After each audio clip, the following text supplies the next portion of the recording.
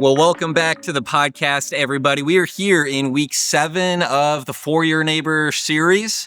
Looking forward to Celebration Sunday coming up here in week 8. Going to be pretty cool. I'm joined here by Patrick and Pete and Parker. And so, hold on a second. 3 P's? 3 C's. And I'm here as Sean, just to ruin it. Sorry, I'll leave. Yeah, head on out. Get out of here. And I know how much of a fan of what's the word, Pete, for like when you match everything by the letters? Alliteration. That's your favorite. I got some alliteration this week, too. Okay. You know, hey. Well, we'll get into that in a moment. And Phillip, very good. Really get out of here. That's right. What's your middle name, Sean? Dawson. Okay. It's a D. I know, it doesn't help at all. That's fine. Hey, question for you guys. Have you guys ever had a change in scenery that like really affected or shifted your life in some way? So while you guys are thinking, I'll tell you my story, which is I, of course, moved across the country here, and that, obviously radically changed my life. And I found that, just there were things that like were different before that now this fresh start, it was just kind of like, just leave some things in the past and it's new, right? Yeah. Like I would say I'm more extroverted since moving here, not because I fundamentally changed as a person, simply because it was a time when I was able to kind of reset and reinvent a little bit. And that was a cool moment for me. Have you guys ever experienced anything like that or seen a story like that? Yeah, when I moved back to Burlington was in 2021, I think was about that time frame. But it was right in the middle of COVID. So moving from Augusta, Georgia with a new kid on the way, had one kid. And that transition with COVID, masks, the whole new work environment, like that was a huge transition of both interactions just daily and then also with where people, what church to be at, things like that were all new. And the way we had built community down in Augusta was different than having it here.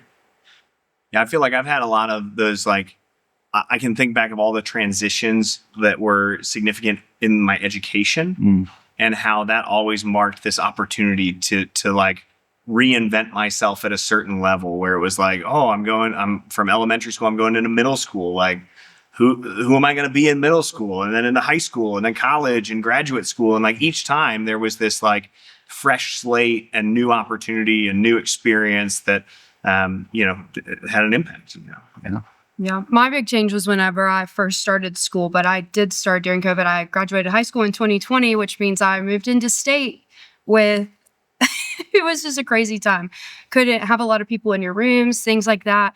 And so for me, it was finding ways to go out and actually make friends because I didn't have a lot of friends from high school who went to the same university as me. Yeah. So that was the true challenge when I moved into state, especially because everyone was wearing masks and things like that. And then we were kicked off of campus after 3 weeks, and then we weren't allowed to move back in until second semester. And then you could only I didn't even have a roommate. They didn't even let us have roommates anymore at that point in time. So it was just finding ways to not be isolated when they wanted you so isolated. That was like a big change and challenge for me. I feel like, those change of sceneries become like these catalysts in our life to force action, to force behavior that, in some ways it's challenging transitions and dealing with COVID restrictions and these kind of things. And then in other places, it's this, these joyful responses or these big, we see all these sports stories where, somebody's floundering on one team and then changes scenery and suddenly they're a star.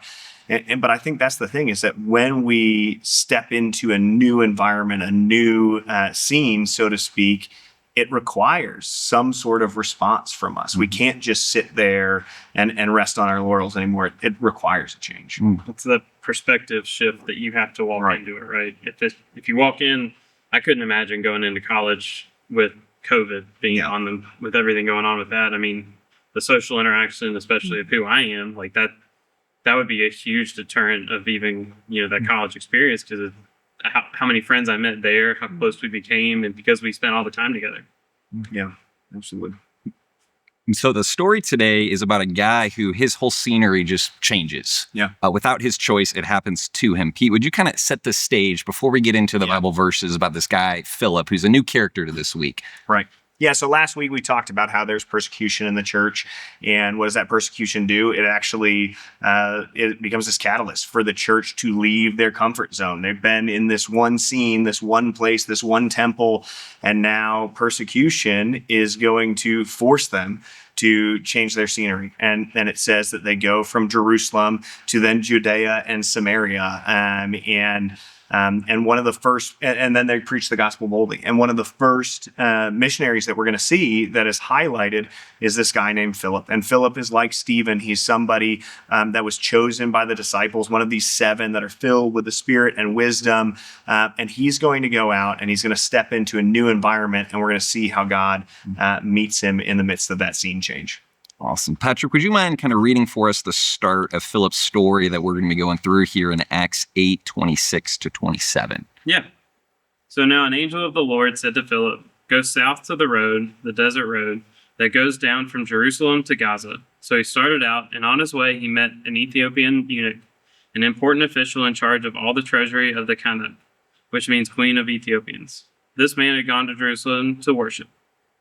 All right. So what do we see? We'll go through quickly in this story, but one of the big things is, right, that there's a change of scenery, and immediately he's now confronted with something or someone that a response is required of. And so now we get to see that response, right? That catalyst, that change now requires action. So why don't you, Parker, read for us the continuation of that story? And on his way home was sitting in his chariot reading the book of Isaiah the prophet. The Spirit told Philip, "Go to that chariot and stay near it." Then Philip ran up to the chariot and heard the man reading Isaiah the prophet. "Do you understand what you are reading?" Philip asked. "How can I," he said, "unless someone explains it to me?" So he invited Philip to come up and sit with him.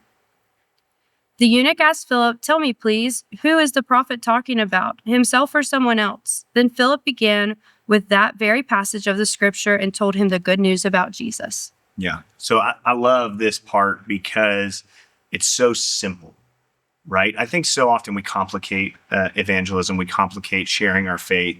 And there's a lot of really neat nuance and context in this story that we don't have time to go into, but I'd encourage you to check out Sean's message from a couple years ago. I think it was like a New Year's, Yeah, I think where the week after did a really good job explaining a lot of what's going on there. But one of the things that stuck out to me so much is this idea that he has been thrown into a new context where it's completely unfamiliar. Right? This isn't a place that he's familiar with. He's engaging with somebody that has a very vastly different background than he does. He just happens to be there in front of him. And yet he's reading the scroll of Isaiah. Like, right? Philip's like, "Oh, I know that scroll. I've read that scroll. I know." And I think so often that can be the case. It's like we bump into a neighbor and we've been faithful in changing the scenery and just there's this natural connection. And you're like, "Oh, I didn't know that you did this, or that your kids went to the same school as my kids, or that you cheer for this team or that team." And it creates this connection. And it's just like, it's as simple as being able to see, "Oh, that's familiar to me in an unfamiliar space. Let's talk about it." And that's going to open a door for Philip to be a witness of all that Jesus has done in the life of this Ethiopian. So, Patrick, you want to keep reading there in 36? Yep. As they traveled along the road, they came to some water, and the eunuch said, "Look, here is water. What can stand in the way of being baptized?" And he gave orders to stop the chariot. Then both Philip and the eunuch went down into the water, and Philip was baptized.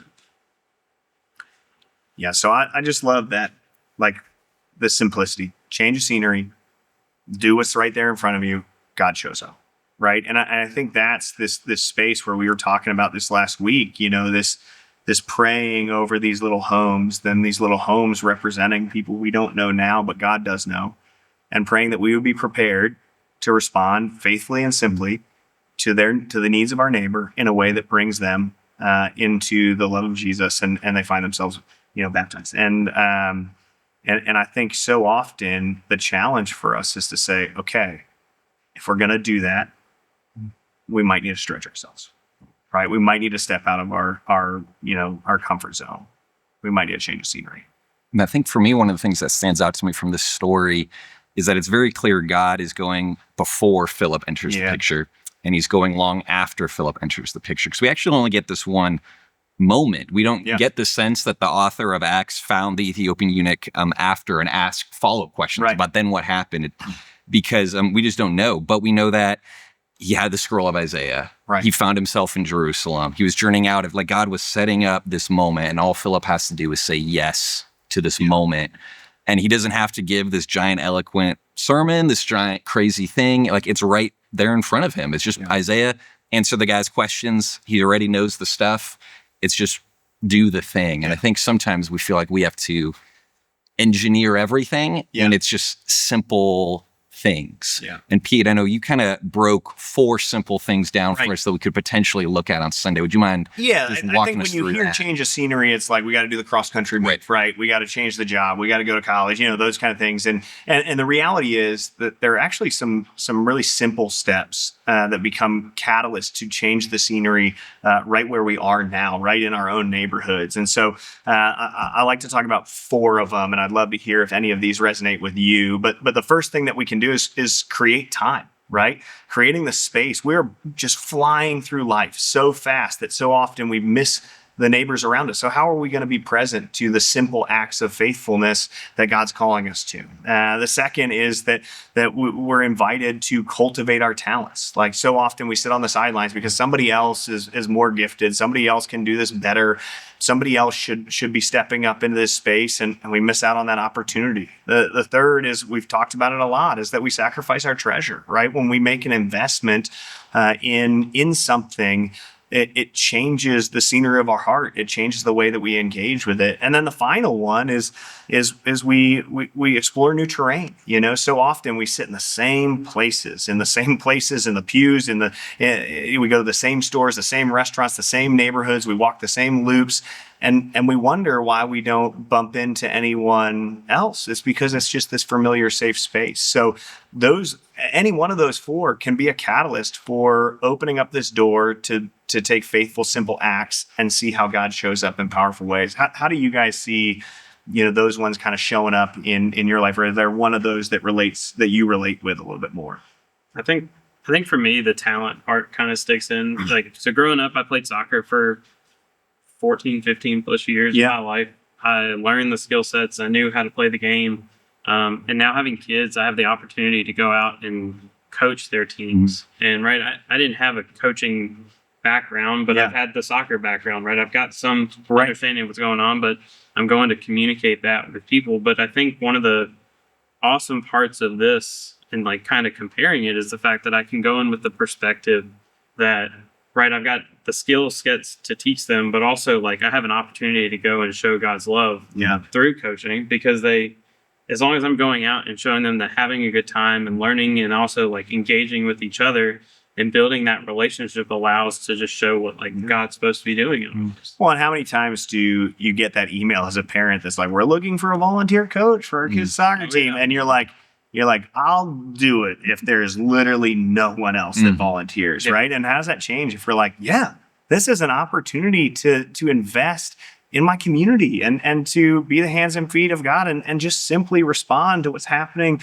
in the lives of these little kids, but also the parents on the sideline. I love that. I think that's such a good example of cultivating talent in a way that makes kingdom impact. So that's cool. Mine is definitely the terrain. Okay. I help with third graders now in the morning. And this past year at CentriKid, there was only one second grader who was my normal child, who I would have every Sunday morning, that had signed up to go to CentriKid. And so I knew going in that I wouldn't have just my one child. I was going to have children that I may not know very well. I may have met before, but I may not have met before.